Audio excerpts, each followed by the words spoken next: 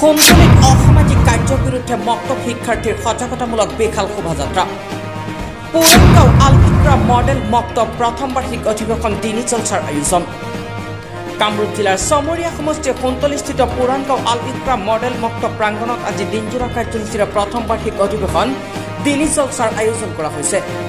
কাৰ্যসূচী অনুসৰি ৰাতিপুৱা 7 বজাত মক্তবৰ ছাত্ৰ ছাত্ৰীসকলে সজাগতামূলক শোভাযাত্ৰা উলিয়াই বাল্য বিবাহ, মদ, ভাং, তীৰ, জুৱা, ড্ৰাগছ আদি অসামাজিক কাৰ্য বন্ধ কৰাৰ দাবীৰে পোষ্টাৰ, বেনাৰ, প্লেকাৰ্ড হাতত লৈ শ্লোগানেৰে উত্তাল কৰি তোলে পুৰাণগাঁৱৰ আকাশ বতাহ।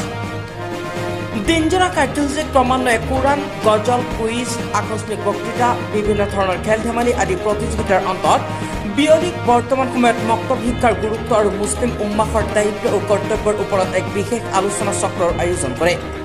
উক্ত আলোচনা চক্ৰত স্থানীয় ভিজ্ঞ আলেম উলামা উপস্থিত থাকিব বুলি অভ্যৰ্থনা সমিতিৰ সভাপতি উমৰ আলী আৰু সম্পাদক ৰহমত উল্লাহ আয়োজক সমিতিৰ হৈ জানিবলৈ দিয়ে। লগতে উক্ত অনুষ্ঠানত অঞ্চলস্থ সকলো লোকৰ সহায় সহযোগিতা কামনা কৰে। আমি আল ইকৰা মডেল মুক্তব পুৰাণগাঁৱৰ প্ৰথম বাৰ্ষিক অধিৱেশন উপলক্ষে আমি ৰাতিপুৱাতে এখন শোভাযাত্ৰা ওলাইছোঁ। শোভাযাত্ৰাৰ মূল বিষয়বস্তু হৈছে মুক্ত শিক্ষাৰ প্ৰতি গুৰুত্ব হওক বা বিভিন্ন ধৰণৰ যি আমাৰ সমাজত অসামাজিক কাৰ্যকলাপ চলি আছে ইয়াৰ বিৰুদ্ধে শ্লোগান দি আছোঁ। ড্ৰাগছ, মদ ইত্যাদি নিচাজাতীয় দ্ৰব্যৰ বিৰুদ্ধে আমি এক সজাগতা সজাগতা ওলাইছোঁ। কিছু পজিটিভ কিছু বাৰ্তা দিবলৈ আমি চেষ্টা কৰিছোঁ। ইয়াৰ লগতে নিৰক্ষৰতাৰ হাৰ যাতে দূৰ হয় এই বিষয়েও আমি এক সজাগতা সৃষ্টি কৰাৰ কাৰণে শোভাযাত্ৰাত বিভিন্ন ধৰণৰ শ্লোগান দিয়াৰ ব্যৱস্থা কৰিছোঁ। লগতে এই প্ৰথম বাৰ্ষিক অধিৱেশনৰ লগত সংগতি ৰাখি সন্ধিয়ালৈকে আমি এক আলোচনা চক্ৰ অনুষ্ঠিত কৰিম। আলোচনা চক্ৰৰ মূল বিষয়বস্তুৱে হ'ব মুক্ত শিক্ষাৰ প্ৰতি গুৰুত্ব, আৰু এই বিষয়ত আমি কিছুমান বিজ্ঞ আলেম উলামাসকলক নিমন্ত্ৰণ জনাইছোঁ। সিহঁতে আহি এই বিষয়ত বিস্তাৰিত আমাক ক'ব, আৰু এই ক্ষেত্ৰত আমি এই অঞ্চলবাসীৰ ৰাইজৰ সহায় সহযোগিতা উপস্থিতি আন্তৰিকতাৰে কামনা কৰিছোঁ। বিভিন্ন ধৰণৰ গজল প্ৰতিযোগিতা, আপোনাৰ কেৰাত প্ৰতিযোগিতা, লগতে আপোনাৰ বিভিন্ন ধৰণৰ খেল ধেমালি প্ৰতিযোগিতা আছে, তৰ্ক প্ৰতিযোগিতা, আকস্মিক বক্তৃতা, বিভিন্ন ধৰণৰ কাৰ্যসূচীৰে আমি গোটেই দিনটো ল'ৰা ছোৱালীৰ মাজত মানে প্ৰতিযোগিতা পাতিম। আৰু গধূলিলৈ আমাৰ ধৰ্মসভা আছে এখন, মানে আলোচনা চক্ৰ। তাত আমাৰ ভাষণ আলোচনাৰ বিষয়বস্তুটো হ'ল মানে বৰ্তমান সময়ত মক্তব শিক্ষাৰ গুৰুত্ব আৰু মুছলিম উম্মাহৰ দায়িত্ব কৰ্তব্য, এই টপিকৰ ওপৰত আমাৰ আলোচনা হ'ব। আৰু আলোচনাত মুখ্য অতিথি হিচাপে থাকিব মৌলানা মুফতি মফিদুৰ ৰহমান চাহাব।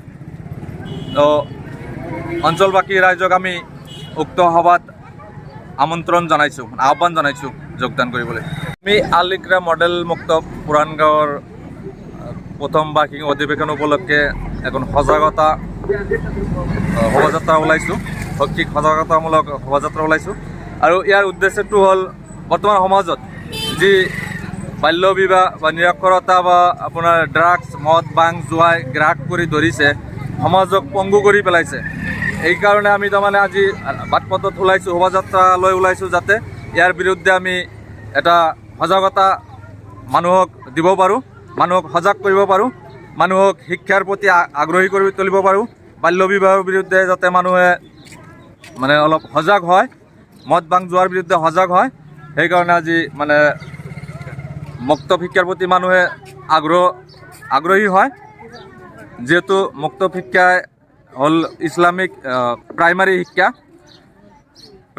ইছলামিক প্ৰাইমাৰী হেৰিটো হ'ল মানে স্কুলটোৱে হ'ল মক্তব, আৰু এই মক্তবত কি হয়, ইছলামিক শিক্ষাৰ লগতে আপোনাৰ জেনেৰেল শিক্ষাও দিয়া হয়। ইয়াৰ জৰিয়তে আমাৰ কি হয়, নৈতিক চৰিত্ৰৰ গঠন হয়। সোণতলীৰ পৰা আবুল হাছামৰ ৰিপৰ্ট, আছাম লোকেল নিউজ।